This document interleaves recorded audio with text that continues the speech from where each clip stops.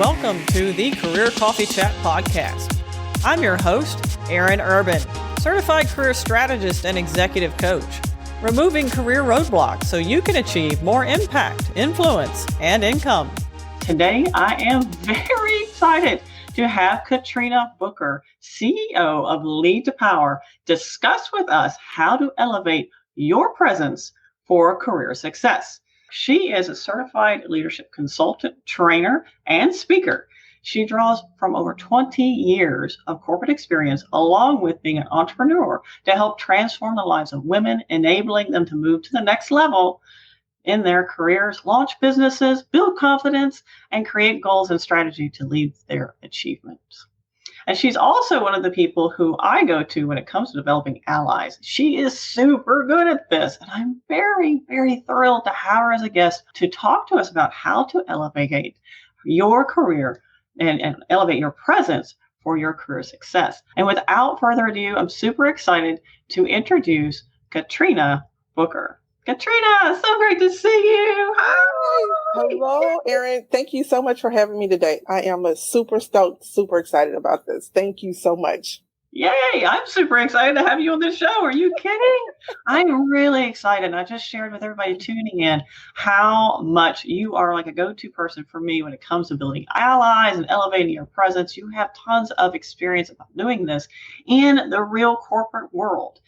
In fact, Katrina has, really elevated her own career growth in the corporate strategy, as well as being a transformational entrepreneur as a Lead to Power, the CEO of Lead to Power. Mm-hmm. So tell me, Katrina, what is that why? Why is it?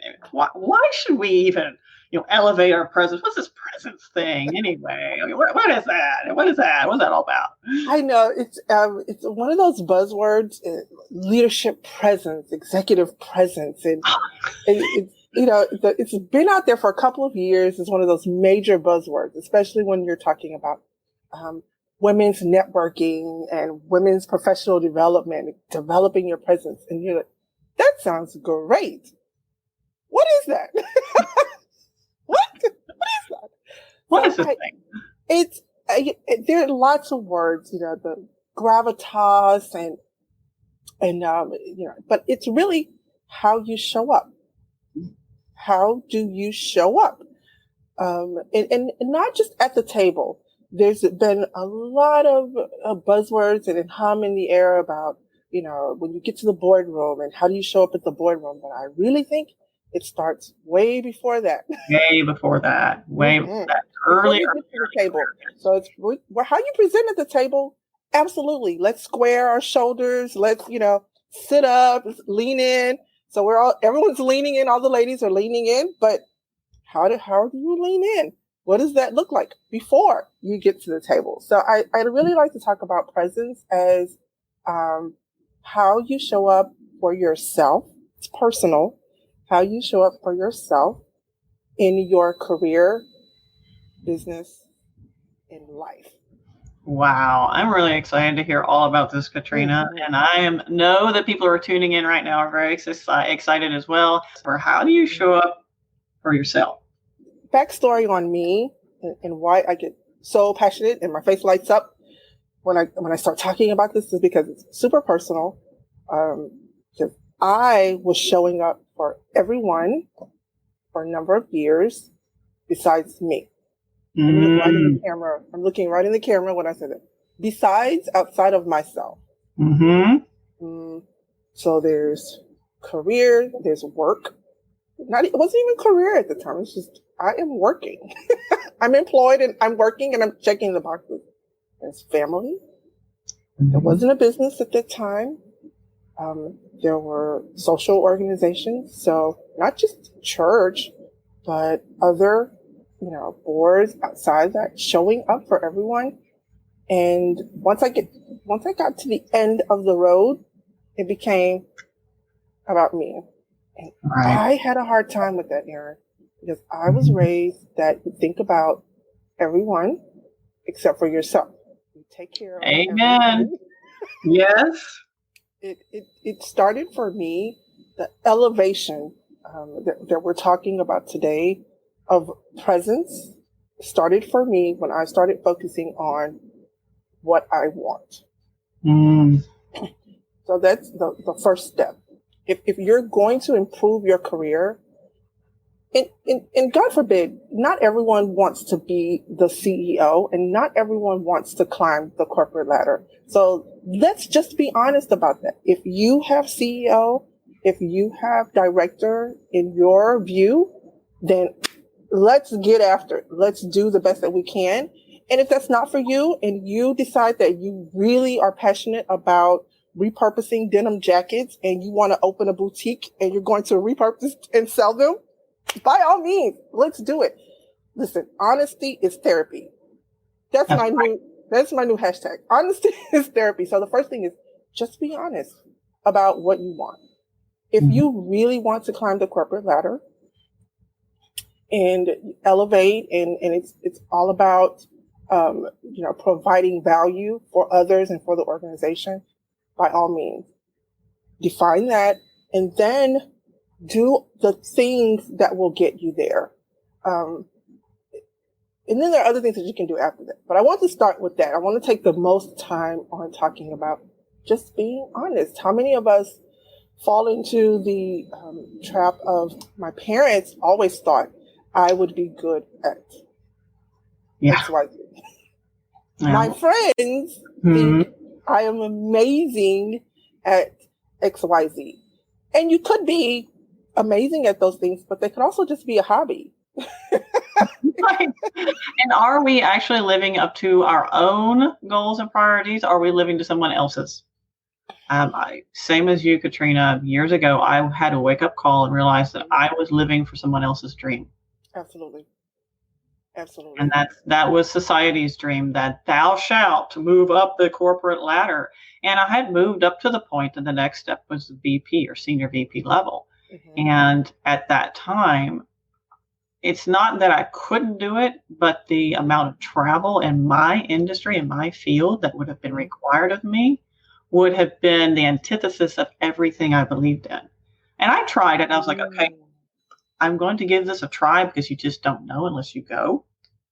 And when I did, I was miserable. I was sick, physically sick. And Katrina, I don't know about you, but when you work with your clients, don't you find that they are misaligned somehow with their dreams or their goals and priorities? It shows up physically, doesn't it? Listen, the physiological becomes physical. So the burnout and the fatigue that comes from not defining what you want and living someone else's goals and dreams for you is stressful. Yes, very. Listen, for everyone listening, personally, it showed up for me physically, but I still didn't know what it was. A couple of $1,000s into emergency room visits. Come on. That's when I go, oh, maybe there's something else going on here, because I'm showing up to the emergency room. I feel like I'm dying. And my husband is like, but they don't, honey, you should go back. They don't see anything. Go to your doctor, because he's worried. And it just kept manifesting physically because physiologically, I just wasn't aware that I was living for everyone else. And so the thing that you have to do is stop, get off the hamster wheel, and decide what you want. That's just number one. Yeah. And once you do that, you can move on to the other things. But honestly, as you mentioned, stepping in, defining what you want, and knowing who you are. That's the first step Katrina shared with me prior to the show. And it's so funny. I was reading over her talking points. I was like, usually I get a couple bullet points. I've got like a book. It's the mind. That's a mind map. I love it. I was like, you go. Look at you. See, but this is all about showing up. When you are, and this I share with people who are job seeking, when you are aligned with where you want to go in your life, you show up. You have that presence. You can be much more powerful, and you shine in the space that you're in. Don't you agree? I mean, I know when you start talking about what you're passionate about and you're aligned with, your face lights up. You can be so much more present. And people will tell you, what are you up to over there? You're different. What's going on? Because your physical, how you show up changes, and you're more out. I tell my clients, take the time out to discover who you are and what you want. Your children will appreciate it because you won't be as annoyed with them because you'll be actually walking in your purpose. Your husband will be thankful. He may not understand up front, and your spouse or partner might not understand up front.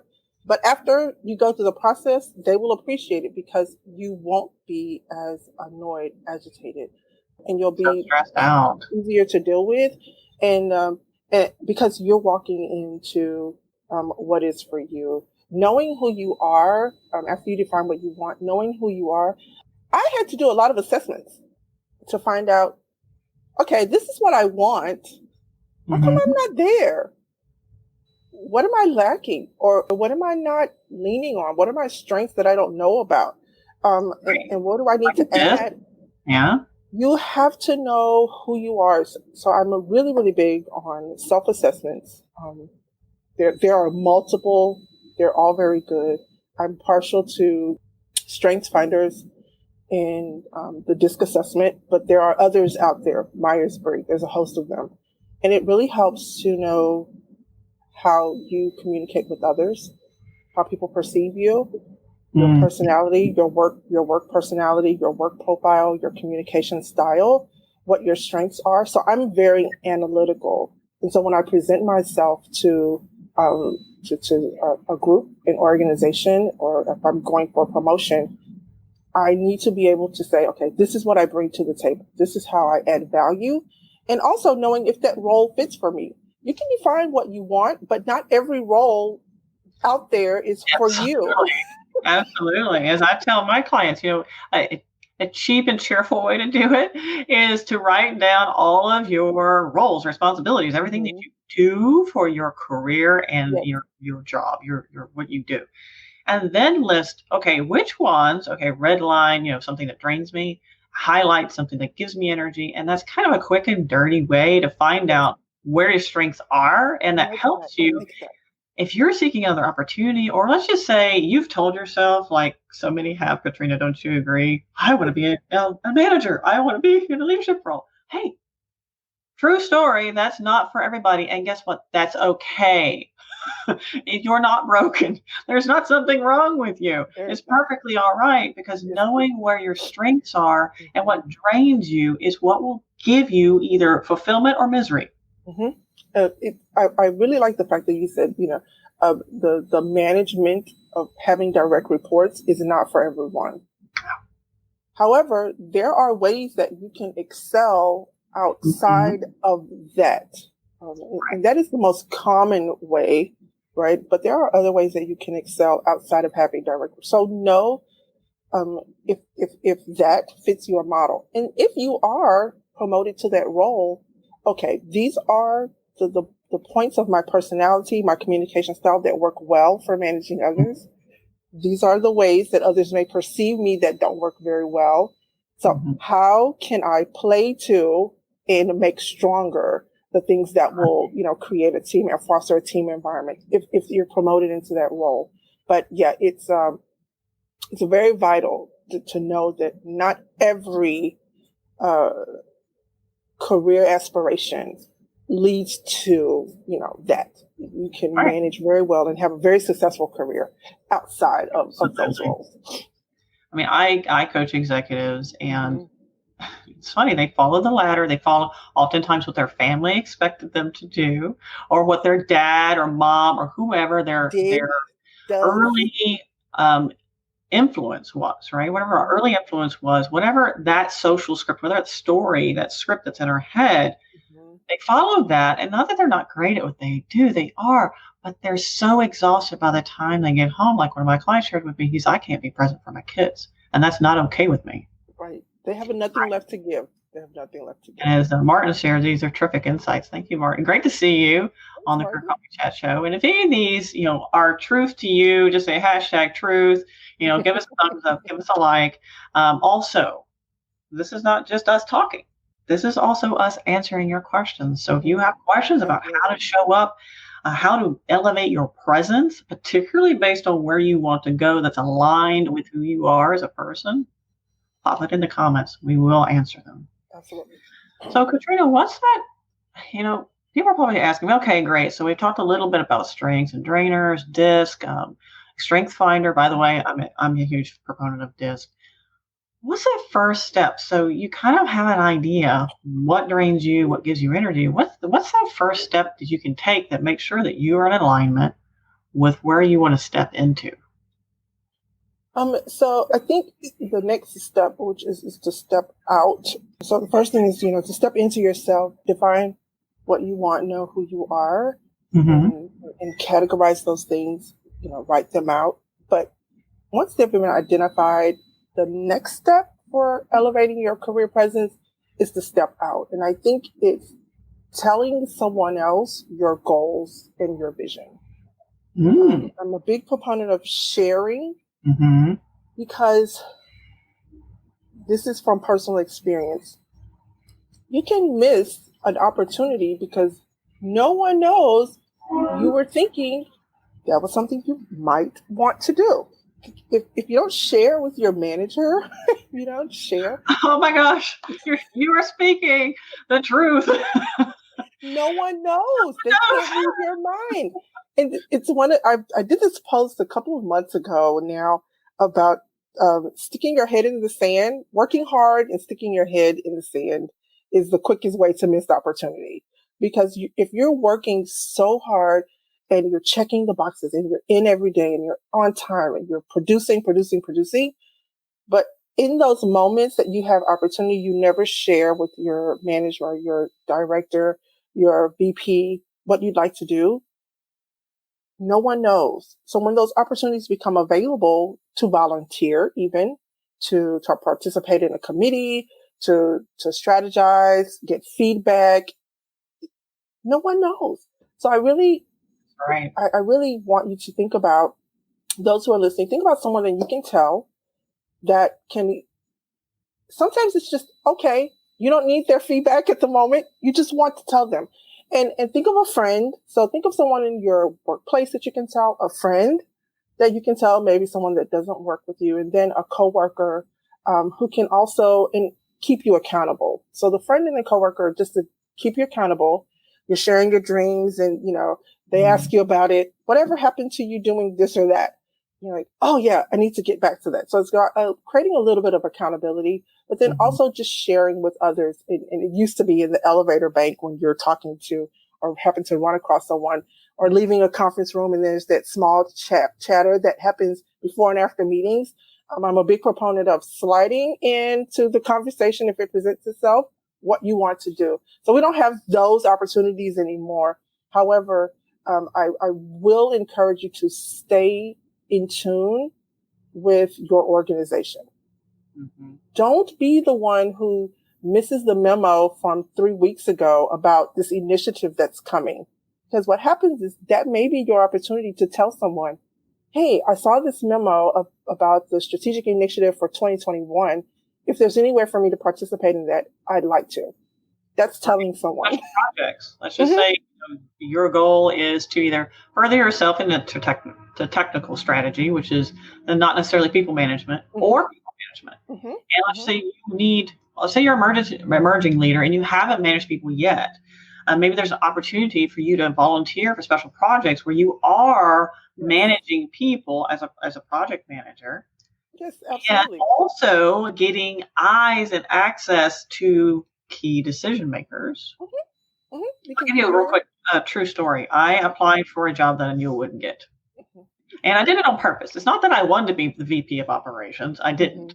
I did not want that job. Actually, I wanted my mentor to get that job, and he did. Because I recommended them during the interview process. I was like, I really hope David gets a job. But they asked me, the CEO, it was a fairly mid-sized company. So yes, at that level, I did interview with the CEO, but I did it so I could get access to key decision makers because they didn't know what I was capable of unless I told them. And after those strategic conversations, and they became to realize what I wanted to do and how, I presented myself, this is how I can do that. These are skills I can bring to the table. Yep. They created a position for me. Absolutely. We have to take our initiative. We have to be the entrepreneurs of our careers. Okay. Create opportunities. Think of, a child who's given a blank piece of construction paper, and what's on the wall, so that the teacher gives them a sample. Let's create a sunrise, and so the painting on the wall is what you want your career to be, and you take markers, you take those things, you put them together, and create your own work of art. Don't wait for someone to hand you the appropriate colors, to give you the pencil, to provide the scissors. Go get your scissors. Like, create the work of art, the canvas that is your career, your professional development. It's up to us to create, and you can create those opportunities. I know that some people are scared to speak out. Or to put themselves out there. So that's another conversation about confidence and how you can elevate your confidence as well. But I'll tell you, there's no better way to bulk up your confidence than to express to someone that I'm here. Like, you feel so good when you go, I'm here and I'm open for this opportunity should it become available because I'm interested in XYZ. And they go, oh, okay. True story. I had a friend to reach out to me in casual conversation. She tells me that she's a master's degree in human resources and that she's super interested in HR management. I go, what? You need to talk to this lady. She can give you really good feedback on, she's been doing this for years. She can help you. I reach out. I say, hey, can you speak with this young lady? She's interested in HR management. Absolutely. She's thrilled to share her journey because we all like to share thrilled to share her journey with the young lady. She emails me back. She's like, oh my God, that was amazing. All because she said, I have a master's degree in human resources management, and that's what I want to do. So, and that's just how you tell someone. All she did was tell me. And I go, oh, what? Let's go. Here you go. I mean, right away. People want to help. That's the thing. Those of you who are tuning in, people want to help. So type in the chat if you'd like, to share what is it that you're aspiring to. And maybe you haven't shared with everybody. And maybe there's someone in your network that might be able to help you. And if the opportunity presents to you to put people together, be a bridge, not a dead end. Yes. Oh, I love that. Where's my pen? Oh, wait, I got more. Yeah, but that encourages people. When you think, Christina, when it comes to someone putting you together with someone else, aren't you much more likely that they're top of mind and you want to help them? It's called the law of reciprocity. And we feel a little indebted to those people. All right.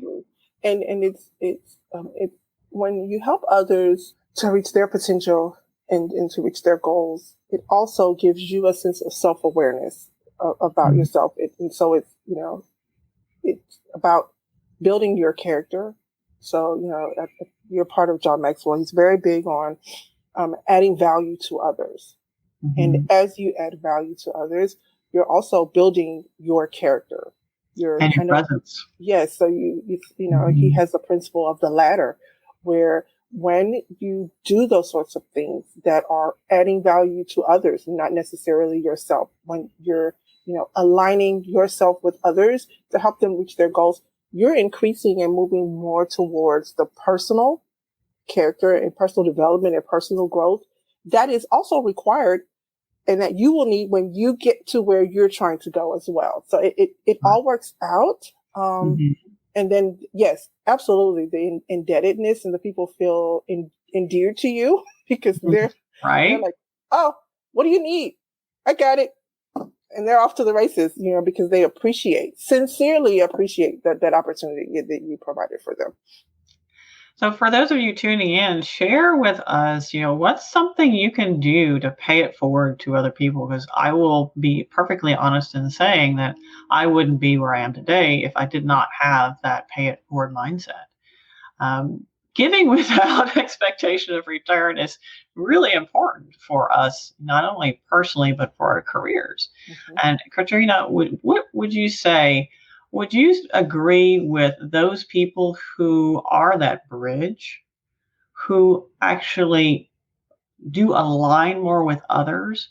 They elevate their presence just by doing that, by showing up for other people. But again, not forgetting ourselves, because remember, step one is to show up for us. Mm-hmm. Mm-hmm. So we're not like negotiating our boundaries here. No. We need to keep those. There's a part of it. Let me give you an example, a small way that you can create opportunity for yourself, but also show up for others. If I'm a very big Harvard Business Review, I actually get the physical magazine. I really like their articles. I'm also a very big McKinsey & Co. I love their white papers. Very good, poignant, thorough research. But if there's an article that pertains to something, anything, I'm very good about forwarding that material to someone to say, hey, I know that you're working on this project, which requires, a meaningful thought on, technology and innovation regarding operations or whatever the case may be. I came across this article that I thought might be helpful. Mm-hmm. They're like, you read those? Are you interested? Are you in thought leadership? I've had people ask me that. Are you in thought leadership? Because I'm very adept at connecting or being in the know about what's going on and then connecting with those people. Hey, I thought this might be helpful. Here's an idea if you guys haven't thought about this. I'm not on the committee. And then they think of you when they need certain things. And there you've created an opportunity for yourself, but you've also added value. I always go back to adding value to others. You can't count the impact that you have. It can't be quantified when you do that. All right. So if any of you have questions or are tuning in, and Gail had an insight. She said, I had a misalignment very early in my career before I moved from public accounting to industry. And it truly was the best thing I ever did. I get it, she says. Thank you for Gail for sharing. Anybody else have any thoughts that you'd like to share or questions you'd like to ask about how to elevate your presence in your career growth strategy, whatever that might look for you? And maybe you might be fairly early on in that game of trying to figure out what your next best move is, because a lot of us, and I get it a lot too as a career coach, I have no idea what I need to do next. Like, I've suffered from open door syndrome. I've just walked from that open door to the next open door. One day I wake up and I'm like, I don't like where I am. I don't like this room. I don't like this place, and I'm not showing up for myself or whatever that looks like, right?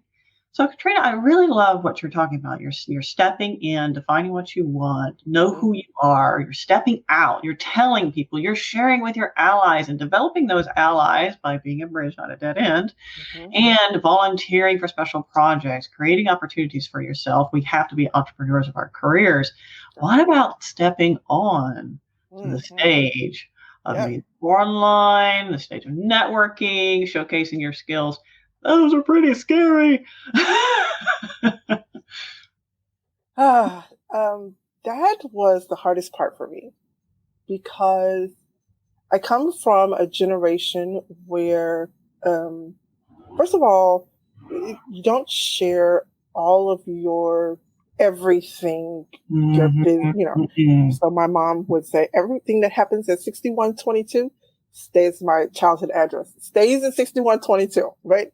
And so you kind of, you make these pods of your life. So there's the work, and that's where it stays. And then there's social media, there's Facebook, and that's where that lives. And I only share pictures of my dogs and my cats and my kids and, my family and my garden. And then there's, so we kind of tend to make pods out of things. And one of the best breakthroughs for me occurred when I started sharing my career outside of the four walls of the company that I am employed by.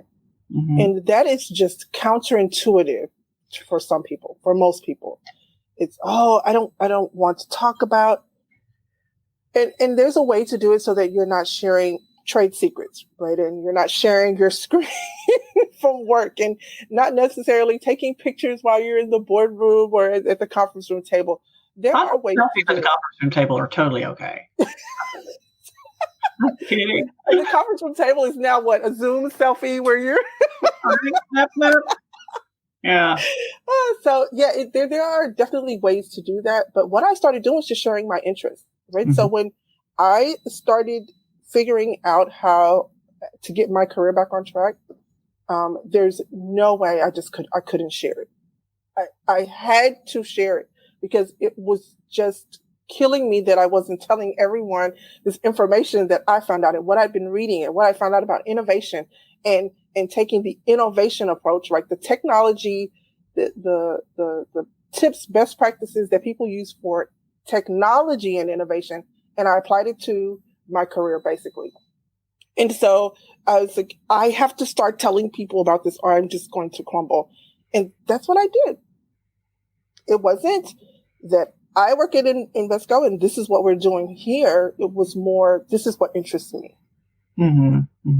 And what I found was that the more that I shared the information, people started asking me questions. And then I was like, well, I haven't gotten to that part, but let me go figure it out. Or I'll be right back. I'll email you back. Let me go figure that out or get something for you or find someone that can help you with that. And then I'd come back. And so now I'm building my network just from sharing what interests me. All right. Rosanna shares here. She's sharing too. In the last 3 years, I've been volunteering and taking more responsibilities. Good for you. Woo-hoo. Rosanna. Yay. All I got was a new job title without a pay increase. Yeah, that happens too. Currently looking for a new job because of that, probably. The benefits of volunteering is that I learned new skills. That's right. But so Rosanna can take that into someone who will pay you what you're worth and honoring your own self and showing up for you, right? Yeah, the stage of social media requires us to be honest, and it also helps us to grow. Some of my best, and they're not fans, but just supporters are people that I've really almost never met. Around Robin for a project that we're working on. And I was like, oh, my nerves are bad today, getting ready to do this, presentation. And I was like, everyone pray, and I put my little praying hands. And this lady messaged me and she's like, oh, those are the worst. And she gave me like 5 bullet points for how to manage, like the day before, what she does. Never would have gotten that from her. People will help you. That's the thing. And here's a quick tip about LinkedIn. So when you're posting and sharing on LinkedIn, I encourage you to either add a question or lead with a question or ask for help because LinkedIn's algorithm is geared to pick up on those and share those types of posts more. You don't even have to have a photo anymore. We used to always think, oh, you have to have a photo or a video. That's not the case. Actually, emotionally rich, helping, sharing, question asking posts are much more powerful in the social space, and people will help you. You can be amazed. So don't be afraid to publicize. And some people are like, oh, it's just so counterintuitive to what we've been told. But we're in a different day and age now, and if anything happens where you need help, right? The COVID, the pandemic has really brought to light that you need to build your network prior to the event occurring. And so starting now, sharing the committees that you work on, how you volunteer, where you volunteer, the roles that you're taking as a volunteer, and also sharing what you've learned. I've been volunteering for, feed, I can't think of it, Second Harvest for 4 years now, or 3 months, or whatever the case may be. And I've really learned how to elevate my organizational skills by being responsible for, that's just a post. And it's really quick, and you put, smiley faces, and you do hands, and you go, does anyone else have experience? Or is it, like you said, a question? Anyone else interested in blah, blah, blah. Maybe you can give me some tips, or, or I can share with you, whatever the case may be. Just putting that out there is helpful. I think, and I will say there's a social media to internal organizations, and these will be probably larger corporations. There are feeds and pages where you can share. And I really, if you have Yammer within your organization, I really strongly encourage you to share, not just in a group, but share your own personal insights. It doesn't have to be the group insights for the committee that you're on, or the networking group that you participate in. Share your own personal insights. And so that when you apply for the promotion and they do a thorough vet of who you are and where you show up and how you show up, there's a record there that you're interested in.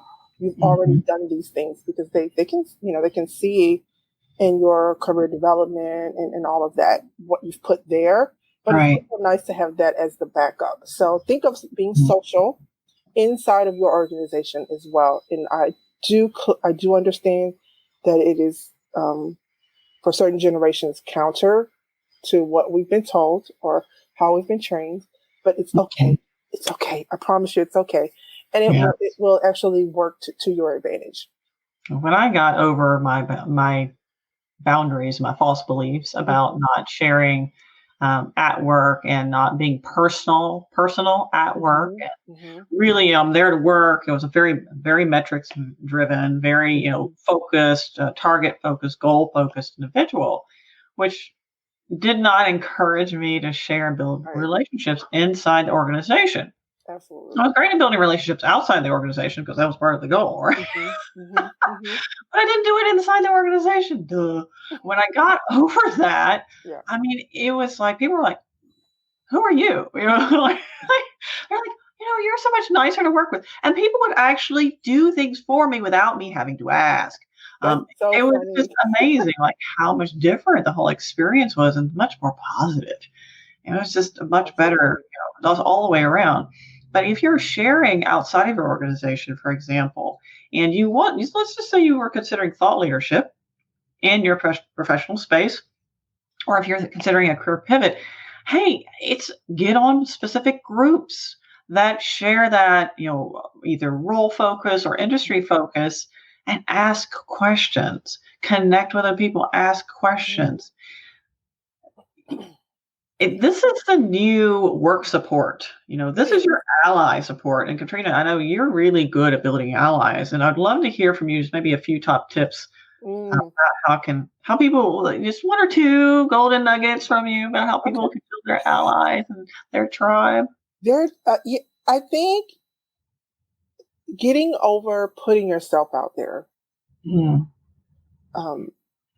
There's, especially for introverts, and for people who, I've been doing this for about 3 years now, so I've kind of developed a rhythm. But I will tell you, 3 years ago, when I just started looking for places, organizations, it was scary. I didn't have my elevator pitch together. So that 2-minute description of who you are and what you can, I didn't have it yet. I wasn't personally branded yet. I didn't have it yet. But what I started doing was going to organizations meetings, just showing up as a guest, registering on Eventbrite. Oh, this looks interesting. And showing up as a guest. And inevitably, you will develop that explanation of who you are and what you do and what your interests are. But the first step, I think, in building allies for yourself is just to start showing up. So right now we're in a completely virtual environment. And so if I had to give you steps, it's go to Eventbrite, search for networking, and put in the industry or the profession. And those are different. And that's another live, but put in the, networking and project management. Right? And whatever comes up, just find a free event and register for those. If you go to one and you're like, those people are, there's nothing lost. Maybe $10 to register for the event, maybe. And you just move to the next one. But now they've seen your face and they've connected with you. And if they want to reach out to you for something or ask a question, they may. And if you like, I don't connect, go to the next one. There's something about seeing and talking with people and verbally stating who you are and what you want that helps you to refine your thoughts. Right. And so in building allies, people, Erin said it multiple times, people are willing to help you, but you have to put yourself out there. Mm-hmm.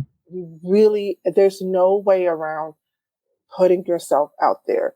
And I'm not, when I walk into a room, a virtual room or any room, I'm really just watching, right? I'm back here. I'm watching. I'm not saying very much. You don't have to overextend yourself the first time, and you don't have to show up with pom-poms and balloons and confetti. Just to show up and listen in and see what they're talking about. And then you go, oh, that sounds interesting. Okay. And then if you find like on the third event or the third meeting, you're like, okay, I think I can volunteer for something. So I'm very big on volunteering, getting involved. And I promise you, before you know it, people will step up to the plate to help you with Absolutely. whatever it is that you're trying to do personally. Because, as Erin said, people want to help you. I think in my personal life, I have a really good network of friends around me. And I will state, in building allies for your career, you need a professional group. Mm-hmm. One of my friends got a promotion and she had a brunch. And there's like 6 ladies. This was 3 years ago. We went to her happy hour for her promotion, and we have stuck together like glue ever since. And so every 2 or 3, it's been amazing. Every 2 or 3 months, we get together. We talk about, okay, where are you? What are you doing? How come you haven't done that thing you were supposed to do? And do you need any help? And so we just bounce ideas off of each other. They're mostly consultants. I'm not a consultant, and it's just amazing to me to hear the world of consulting because it's completely different from being employed. So I'm always like, just amazed at their, the terminology and how they work and how they anticipate things. I've taken all that on in my day to day, because I feel like my projects are little consulting, things. And so I've started managing that differently. So create a group of professional friends. And so these are not, your girls where, your kids are playing at the play dates and that. I want you to think about creating allies with a casual group of professional friends. Yes, that you can meet regularly. Meet regularly. Ours is like every 2 to 3 months. Even during the pandemic, we got on Zoom and we laughed for hours and we talked, but we always make sure that we're like, okay, where are you with your career? How is this going with your business? Okay, how did that work out? And so there's one in the group that's very, very senior, and she's very quick to go, nope, that was wrong. Do it this way. And so I am not offended. She is an ally. I just take notes and I go, okay, I'll go fix that. Right. But there's the networking, there's the organization, and those are great. So that's your first group of allies. Yes. But make sure to create that second group. That's the group that's going to cheer you on when you fall flat on your face in the interview. And they go, oh, okay, that was okay. We got you. They help you pick yourself up, dust yourself off. They help you put your lipstick back on where it goes, and then they go push you out the door. Get that group. Yeah, get that group of friends. Sure. Yeah, and I think it really, really helps to have those sorts of allies. And then there's also the group of allies that you can create within your organization. And those are just the people that also know, okay, this girl is really, really, or this guy really, really wants to do this, and I'm going to help you. And we will all help each other. So if you hear of an opportunity and I hear something, I'm going to email you, hey, I was in this meeting and I think they're getting ready to do this. Check in with this person, right? It's that. So there's 3 groups of allies. There's the organization. There's the friends, the professional group of friends that you make and create and kind of hang out with, but also get help and assistance from. And then it's in the organization. Create a group of allies there where you can support and kind of add value to each other. Exactly. And you hit the nail on the head. It's so important to not only have your network of allies inside the organization, but also externally, because your allies outside the organization, they don't have any necessarily bias where you go or how you develop. And also there's kind of that unwritten confidentiality or rule, right, that's in place. And they're just really there to help and support one another. And sometimes that's just hearing the hard truth you need to hear to get you unstuck. And it's so valuable. And it takes intentional effort to do that. So you'll start developing that. Maybe that is comprised of people that you used to work with. Yes. And that you know, like, and trust. So you already have that foundation. LinkedIn was made for that. Exactly. It really was, again, getting outside of your comfort zone and finding that ex-coworker on LinkedIn and sending that connect message to say, I know we haven't chatted in years. I'd be interested in catching up with you, just creating that connection again. There are so many things that we just don't know about the next level because we haven't done there yet. We haven't been there yet. You just don't know. Like you're equipped for it. You can manage the next level. You can get there. But there are just so many things that you don't know. And it's helpful to have those allies who can kind of support and give you that inside information and immediate feedback so that you stay on the path and that you're aware and learning as you go. Yeah. Also, for those of you who are tuning in, be sure to check out Katrina's special offer in the event description. A link to that is available there. And of course, my book, Elevate Your Career for More Impact and Influence and Income, is coming out in January. Woohoo! January 27th is the launch date. So save that date. Go to the website, click the launch button, be a part of that launch party. And of course, this the Career Coffee Chat podcast as well, which is also available on LinkedIn. So you can get access to all the podcasts and all the replays of the Career Coffee Chat show on LinkedIn on the Career Coffee Chat business page, which you can find on my profile. So you get all of those access, easy peasy, pumpkin squeezy. Is that a thing? People say that. It is now. Totally cheesy. It's a thing now. It is now. So, Katrina, any other insights that you'd like to share with us before we wrap up? Thank you so much for inviting me and having me on the show. This is a wonderful concept. I think it's so needed because people are really, really searching for information. And if you get a hold of some really kind of sketchy information or people give tips that just really aren't helpful, it's hard to dial in to the next person. And so thank you for being honest and transparent about what developing your career looks like from multiple assets. So kudos to you. Thank you for having this. And thank you for the invitation. I appreciate it. I hope that your guests were able to, get some tips on the 3 steps to getting, elevating your career presence. And that is it for now. This is all about elevating your presence for career success with my very dear friend and colleague and fellow coach, Katrina Booker, with CEO Lead to Power. It's wonderful having you on the show as always. And until next time. Thank you for tuning in on the Career Coffee Chat podcast. It's been a pleasure. Feel free to reach out to me. My email is coacheurban@gmail.com or tweet at coacheurban, Instagram coach.eurban, or reach out to my Facebook group, Elevate Your Career. So I'd love to learn more about you, hear your insights, and what questions you have. You can find out more about me at coacheurban.com. And don't forget, please do reach out on LinkedIn. You can find me at Erin Urban. Until next time, cheers. Here's to caffeinating your career.